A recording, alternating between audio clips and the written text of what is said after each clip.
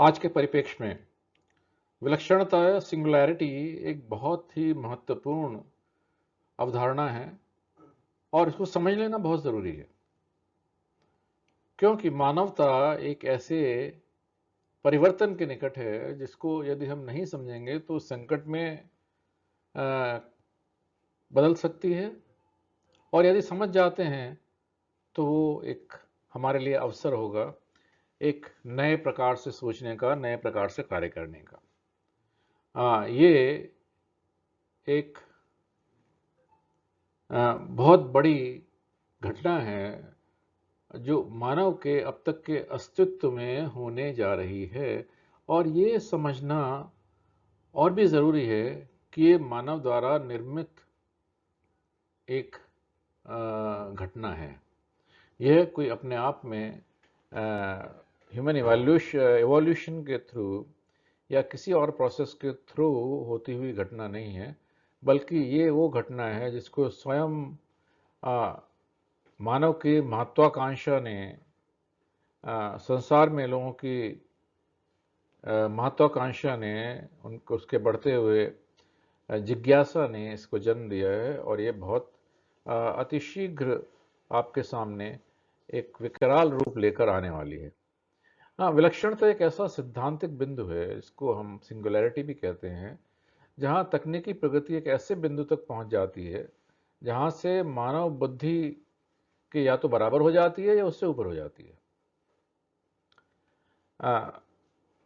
और आजकल कृत्रिम बुद्धिमत्ता या आर्टिफिशियल इंटेलिजेंस के क्षेत्र में इतनी तेजी से प्रगति हो रही है कि वो दिन दूर नहीं है जब एआई इंसानों के नियंत्रण से आगे निकल जाएगा। और कोई बहुत बड़ी बात नहीं है कि एआई स्वयं ही इंसानों का नियंत्रण करने लगे। जान लेना आवश्यक है कि ये समय अब बहुत अधिक दूर नहीं है, इसलिए ये और भी इम्पॉर्टेंट हो जाता है, महत्वपूर्ण हो जाता है। जेनरिक एआई की व्यापक स्वीकृति के बाद, उसे अपनाने के पहले सारे विशेषज्ञों ने, साइंटिस्ट ने, सिद्धांतकारों ने अनुमान लगाया था कि तकनीकी विलक्षणता या सिंगुलैरिटी कम से कम 2 से 3 दशक दूर थी। लेकिन इस क्षेत्र में जैसे जैसे माइक्रोसॉफ्ट ने, गूगल ने, एलन मस्क के XAI जैसे तकनीक प्लेटफॉर्म्स ने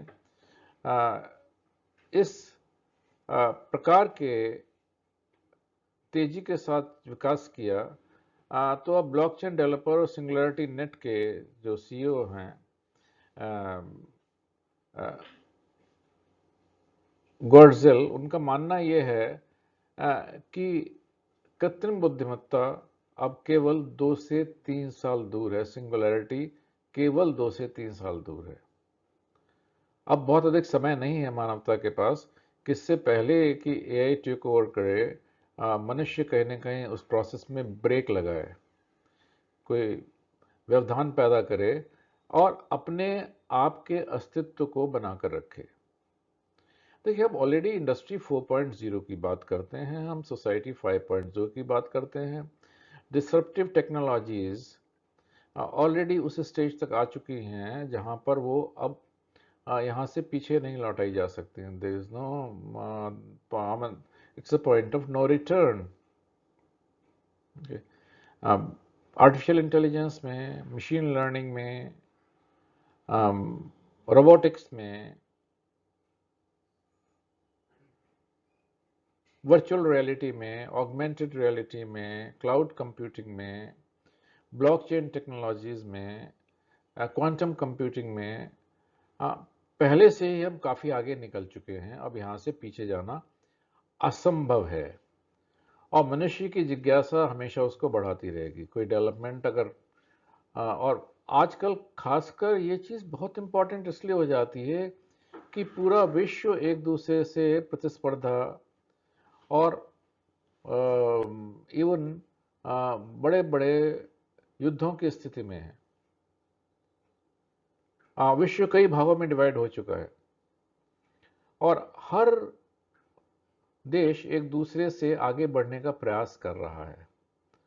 और यदि इस काम को आप या इस तरह की प्रगति को आप एक नेशन रेगुलेट कर भी लेता है, तो बाकी देश उसमें आगे जाने से नहीं मानेंगे। अमेरिका मान जाता है तो चीन नहीं मानेगा, चीन मानेगा तो रूस नहीं मानेगा, रूस नहीं मानेगा तो नॉर्थ कोरिया नहीं मानेगा। कहीं ना कहीं ये डेवलपमेंट होगा ही। हाँ, ये प्रश्न मैं भारत जैसे देशों के इसलिए नहीं उठा रहा कि जहाँ तक हार्डवेयर डेवलपमेंट का सवाल है इन चीज़ों के फील्ड का, जिसके बिना आगे मैं कोई भी डेवलपमेंट संभव नहीं है, उसमें भारत इन सब देशों से बहुत ज़्यादा पीछे है।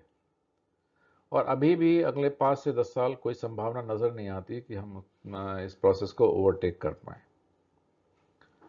हाँ, इसलिए यही समय है कि जिन देशों ने आर्टिफिशियल इंटेलिजेंस में प्रगति नहीं की है वो कर लें। और दूसरी चीज़ ये है कि कहीं ना कहीं हम इस प्रोसेस को रोकें कि आर्टिफिशियल इंटेलिजेंस आदमी को रिवर्स कंट्रोल ना कर पाए। चलिए देखते हैं क्यों विलक्षणता निकट है। इसका एक कारण है कि मेटा लेमा 2 और ओपन एआई और चैट जीपीटी के 4 जैसे बड़े मॉडलों ने बहुत ज़्यादा प्रगति कर ली है। इन प्रणालियों में ने एआई को बहुत आगे बढ़ा दिया है और इसलिए अब अधिक जैसे जैसे अधिक संसाधन होगा, पैसा होगा, मानव और अधिक आगे बढ़ेगा और स्मार्ट युवा लोग अ, अपने काम में एजीआई को, आर्टिफिशियली जनरेटेड इंटेलिजेंस को अ, उतारना चाहते हैं और उससे कमाना चाहते हैं। एक इंटेलिजेंट वर्ग है जिसकी इनकम पिछले 6 महीने में 5 से 10 गुना अधिक बढ़ गई है, क्योंकि उन्होंने अपने रोजमर्रा के रूटीन में एआई का उपयोग बढ़ा दिया है।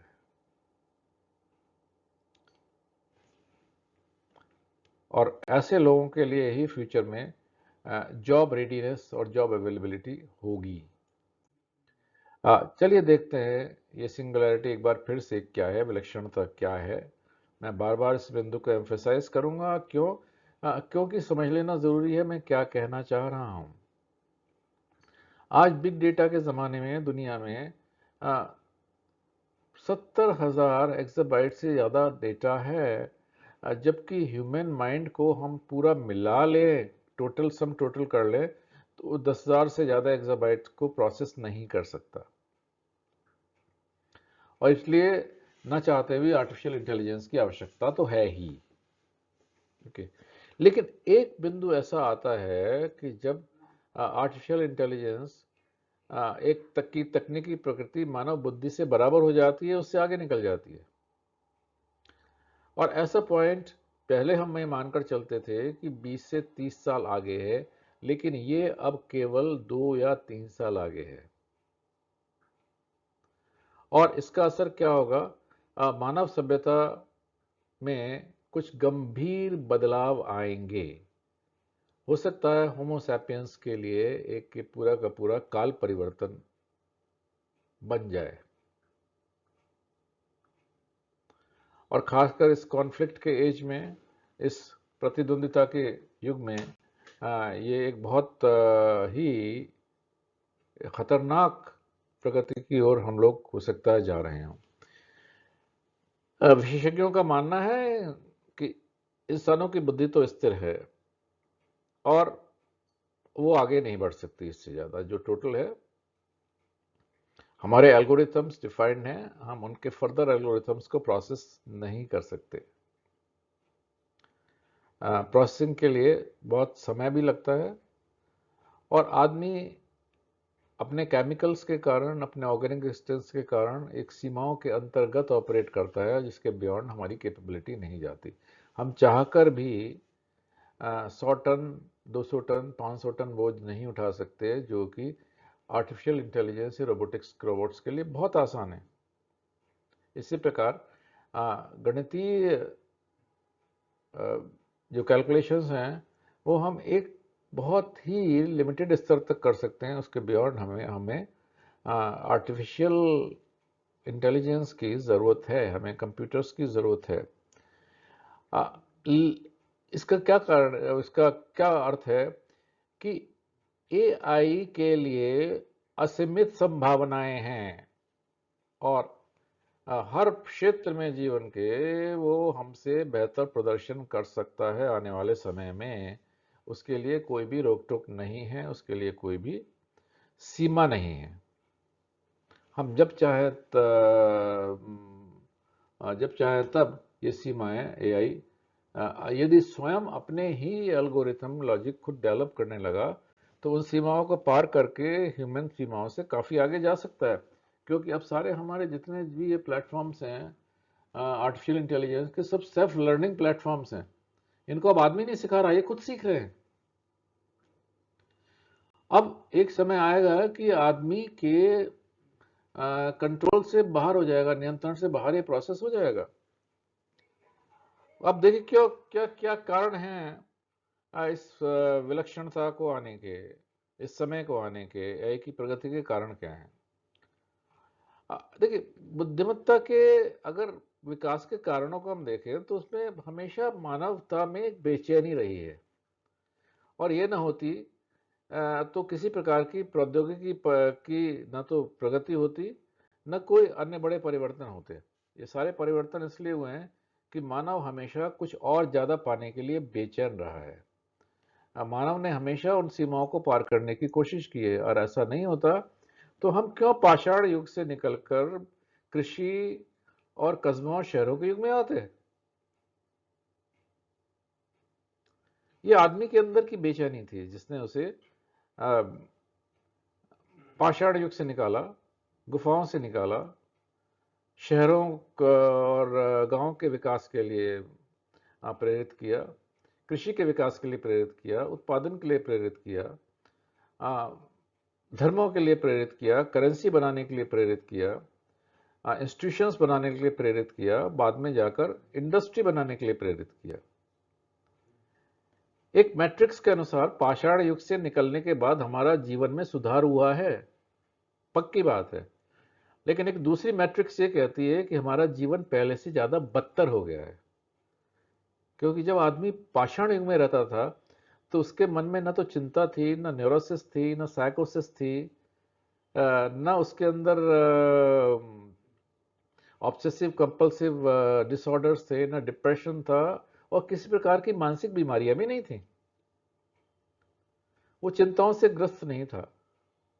उसके अंदर डर और भय का स्तर केवल रोजमर्रा वैसे सीमित था। उसके विरुद्ध वो अपने मेजर्स लेकर जीता था, और शायद तब जीवन में उसके ज़्यादा संघर्ष तो था, लेकिन ज़्यादा पीस था, ज़्यादा शांति थी। आज हमने और नए नए तरह के अपने लिए प्रॉब्लम डेवलप कर लिए हैं, लेकिन तब भी इन सब कारणों के होते भी ह्यूमन प्रगति नहीं रुक सकती है, और ना रुकेगी, क्योंकि कुछ व्यक्ति हमेशा बेचैन रहेंगे कि हम कुछ नया करें। अगर ज़मीन पर नहीं, हम आसमान में जाएं, हम सितारों में जाएं, हम वहाँ रहें, हम ट्रैवल करें, हम स्पेस टेक्नोलॉजी डेवलप करें, हम अपनी सीमाओं के आगे जाने की कोशिश करें। और यही कारण है कि हमने आर्टिफिशियल इंटेलिजेंस को डेवलप किया। शुरू में 50 के दशक में आर्टिफिशियल इंटेलिजेंस सेना के द्वारा उसका पोषण किया गया था, उसको वित्त दिया गया था अमेरिकन सेना से, क्योंकि मुख्य रूप से उसको राष्ट्रीय रक्षा उपकरण के रूप में डेवलप करना था। लेकिन आज के क्षेत्र में कई और उद्देश्य उसमें लागू हो गए हैं। एक सबसे बड़ा क्या है कि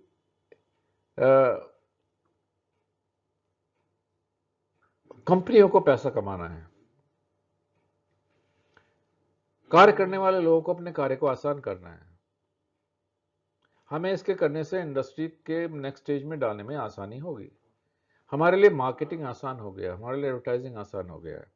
और सबसे बड़ी बात यह है कि कलाकारों और संगीतकारों के लिए ये एक खेलने के लिए नए नए उपकरण दे रहा है। वो नए नई चीज़ें कर सकते हैं। आज वो कहानियाँ लिख सकते हैं, आज वीडियोस बना सकते हैं, आज सीरियल्स केवल आर्टिफिशियल इंटेलिजेंस पर बनाए जा सकते हैं।